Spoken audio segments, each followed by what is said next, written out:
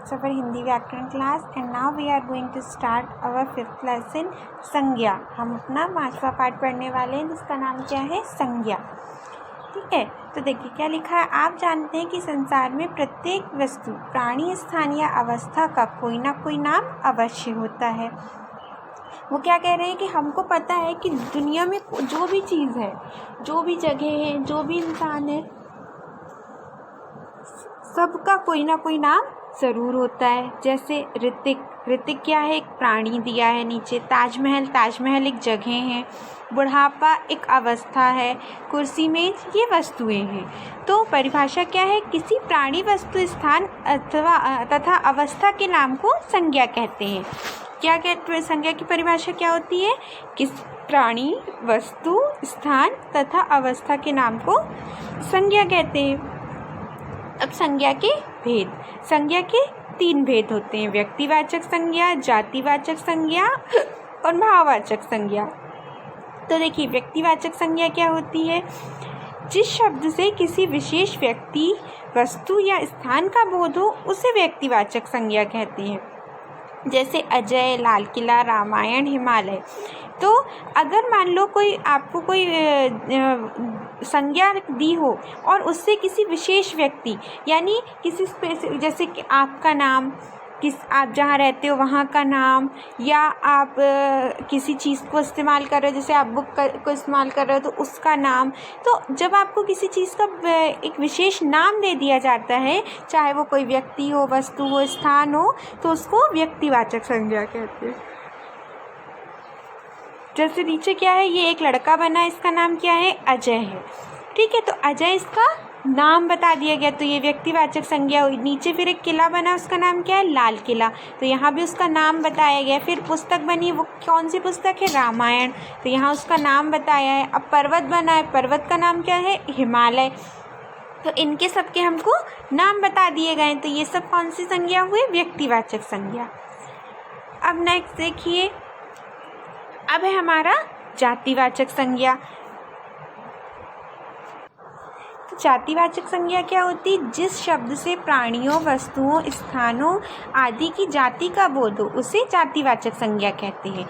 जातिवाचक संज्ञा का मतलब हो गया ग्रुप, कि अगर मान लो किसी कोई प्राणी वर्ग का हम नाम ले लें या किसी वस्तु का नाम ले लें, वस्तुओं का कि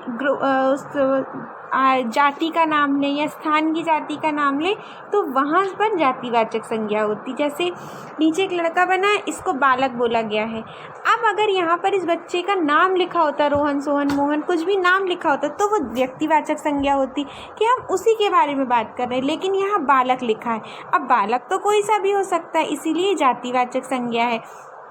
फिर एक पेड़ बना है, अब अगर यहाँ पर आम का पेड़, इमली का पेड़, अनार का पेड़, किसी का ऐसा नाम लिखा होता तो हम बोल सकते थे कि हाँ वो व्यक्तिवाचक संज्ञा है। लेकिन यहाँ सिर्फ पेड़ लिखा है, पेड़ किसी का भी हो सकता है, इसीलिए जातिवाचक संज्ञा है। फिर गधा और फिर गाय, यहाँ बालक, पेड़, गधा तथा गाय अपनी अपनी सामान्य जाति का बोध करा रहे हैं, इसीलिए ये सभी जातिवाचक संज्ञाएं हैं। अब अगला क्या है हमारा, भाववाचक संज्ञा। जिस शब्द से किसी प्राणी अथवा पदार्थ की दशा, भाव, अवस्था या गुण आदि का बोध होता है उसे भाववाचक संज्ञा कहते हैं। जैसे ईमानदारी, बुराई, क्रोध, बुढ़ापा, बचपन, मिठास, ऊंचाई आदि। वो क्या कह रहे हैं कि अगर किसी शब्द से किसी प्राणी यानी किसी व्यक्ति, जानवर, किसी के भी, या किसी पदार्थ की दशा यानी वो किस स्थिति में है, किस अवस्था में, कहाँ, कैसी है, इन सब का बोध हो तो उसको भाववाचक संज्ञा कहते हैं। जैसे ईमानदारी, अगर कोई व्यक्ति ईमानदार है तो उसमें ईमानदारी का गुण है। बुराई, कोई बुरा है तो उसमें बुराई है। क्रोध, जिसको बहुत गुस्सा आता है तो उसको क्रोध है। बुढ़ापा एक स्टेज है लाइफ की। बचपन, मिठास, ऊंचाई आदि। जैसे अब नीचे एक माता है, वो अपने पुत्र को क्या बता रही है, बुराई से बचो, और दूसरा क्या है, आम मीठा होता है। ठीक है, इसी प्रकार सच्चाई, मधुरता, धैर्य, वीरता, कायरता आदि भी भाववाचक संज्ञाएं हैं। ठीक है, अब भाववाचक संज्ञाओं की रचना कैसे होती है वो देखते हैं। भाववाचक संज्ञाओं की रचना 4 प्रकार के शब्दों से होती है। जातिवाचक संज्ञा से, सर्वनाम से, विशेषण से और क्रिया से। तो जातिवाचक संज्ञा से कैसी होती है देखते हैं। जातिवाचक संज्ञा में क्या आ गया, लड़का। ठीक है, लड़का हमने जातिवाचक क्यों, क्योंकि वो पूरे अपने ग्रुप को, पूरे अपने समुदाय को संबोधित कर रहा है, किसी एक लड़के का नाम तो नहीं लिखा गया। तो लड़के की भाववाचक संज्ञा क्या होगी? लड़कपन। मानव की मानवता, शिशु की शैशव, सेवक की सेवा, नौकर की नौकरी, पशु की पशुता, युवक की यौवन, शत्रु की शत्रुता। ये हो गई आपकी जातिवाचक संज्ञा से कैसे बन रहे हैं। अब सर्वनाम से, जैसे आपका क्या हो गया? आपा। अपना का अपनापन, अहम का अहंकार, सर्व का सर्वस्व। अब हमको देखना है विशेषण से कैसे होता है। तो विशेषण शब्द एक तरफ है और भाववाचक संज्ञा उनकी अलग दूसरी तरफ लिखी है। कुशल का कुशलता, मीठा का मिठास, सुंदर का सुंदरता, कड़वा का कड़वाहट, अच्छा का अच्छाई, भला का भलाई, बुरा का बुराई, चतुर का चतुराई। अब देखते हैं कि क्रिया से कैसे बनते हैं भाववाचक। तो जीतना का जीत, पढ़ना का पढ़ाई, चलना का चाल, थकना का थकावट, उड़ना का उड़ान, बहना का बहाव। ठीक है। अब संज्ञा के अन्य रूप के बारे में है यहाँ पर। अंग्रेजी से प्रभावित संज्ञा के दो भेद और हैं, समूहवाचक संज्ञा, द्रव्यवाचक संज्ञा। हिंदी में ये दोनों संज्ञाएं जातिवाचक संज्ञा के अंतर्गत ही आती हैं। तो समूहवाचक संज्ञा क्या होती है? जिस संज्ञा शब्द से किसी समूह या समुदाय का बोध होता है उसे समूहवाचक संज्ञा कहते हैं। जैसे दल, भीड़, झुंड, कक्षा, सभा, गुच्छा आदि। जैसे यहाँ पर बहुत सारे आर्मी ऑफिसर्स हैं तो ये उनका दल हुआ।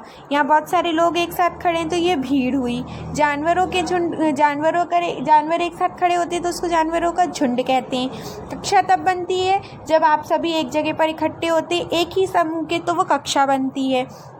ठीक है। फूलों का जब बहुत सारे फूल एक साथ होते हैं तो उसको फूलों का गुच्छा कहते हैं। तो ये समूहवाचक संज्ञा हो गई। द्रव्यवाचक संज्ञा, जिस संज्ञा शब्द से द्रव्य पदार्थ का बोध होता है उसे द्रव्यवाचक संज्ञा कहते हैं। जैसे सोना, लोहा, चांदी, दूध, जल आदि। मतलब किसी हम पदार्थ की बात कर रहे हैं, हम यहाँ न व्यक्ति की बात कर रहे हैं, न पशु की बात कर रहे हैं, न वस्तुओं की बात कर रहे हैं, हम यहाँ किसी पदार्थ या द्रव्य की बात कर रहे हैं, तो वहाँ द्रव्यवाचक संज्ञा होती है। जैसे सोना, चांदी, लोहा, दूध, जल आदि। तो ये पाठ आपका यहीं समाप्त होता है। Thank you.